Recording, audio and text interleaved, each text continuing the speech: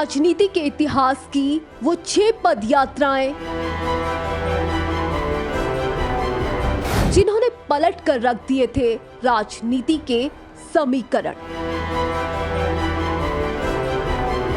भारत की राजनीति के इतिहास में पदयात्राओं का ब्यौरा काफी लंबा रहा है, क्योंकि जब भी कोई पार्टी या कोई नेता चुनावी राजनीति में कमजोर पड़ा है तो इस प्रकार की पदयात्रा उनके लिए काफी असरदार साबित हुई है। यहाँ जनता से सीधा और प्रत्यक्ष संवाद उनकी छवि बदलने में कामयाब भी साबित हुई है। आज राहुल गांधी की पदयात्रा वैसी ही पदयात्रा है जो पहले भी देश में हुई है और जिन्होंने वाकई में राजनीति के चुनावी समीकरण को बदलने में अहम भूमिका भी निभाई है। राहुल गांधी की यह पदयात्रा उनकी दादी इंदिरा गांधी की पदयात्रा से प्रभावित है।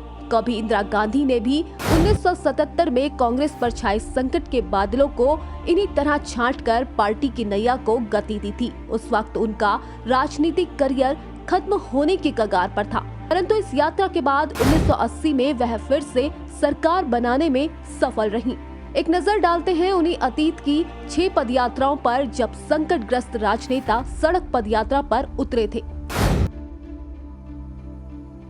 सबसे पहले बात करते हैं 1883 में पूर्व प्रधानमंत्री चंद्रशेखर की उस पदयात्रा की जो उनकी छवि को उभार कर उन्हें केंद्र में लाने के काम आई। यह यात्रा इंदिरा गांधी के खिलाफ 4200 किलोमीटर की लंबी 4 महीने की यात्रा कन्याकुमारी से दिल्ली तक थी।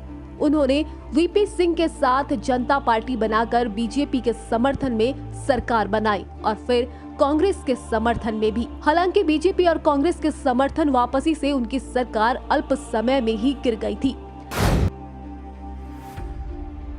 इसके बाद 1985 में पूर्व प्रधानमंत्री राजीव गांधी ने भी कांग्रेस की संदेश यात्रा निकाली थी। राजीव गांधी उस समय भारत के प्रधानमंत्री थे और उन्होंने 1984 के लोकसभा चुनाव में 400 से ज्यादा सीटें जीती थी। इतिहास में यह राजीव गांधी की रेल यात्रा के नाम से भी प्रसिद्ध है, जिसका उद्देश्य कांग्रेस को और ज्यादा मजबूत बनाना था। साल 2004 में वाईएस राजशेखर रेड्डी की पदयात्रा ने चंद्रबाबू नायडू को हराया था। उसके बाद 2009 में भी उन्हें हार का सामना करना पड़ा। इसके बाद टीडीपी नेता नायडू ने भी साल 2013 में वही रणनीति अपनाई। नायडू ने 208 दिन की 2800 किलोमीटर की पदयात्रा की। इस यात्रा ने चंद्रबाबू नायडू को प्रदेश की राजनीति में फिर से खड़ा कर दिया था। इस तरह यह पदयात्रा उनके लिए तेलंगाना तक मील का पत्थर साबित हुई थी।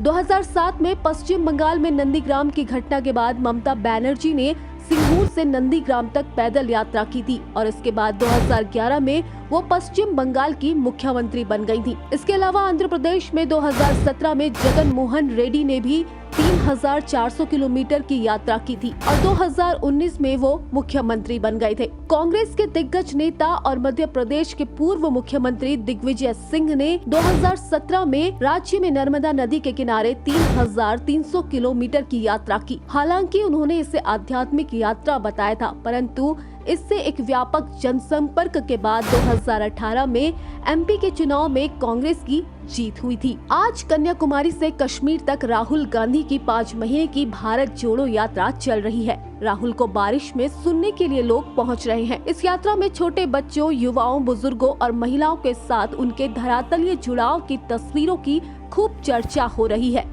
आज राहुल की भारत जोड़ो यात्रा भी राजनीति की पदयात्राओं के इतिहास में शामिल होने जा रही है, परंतु ये पदयात्रा कांग्रेस की डूबती कश्ती को कितना पार पहुंचाएगी, यह तो आने वाला समय ही तय करेगा।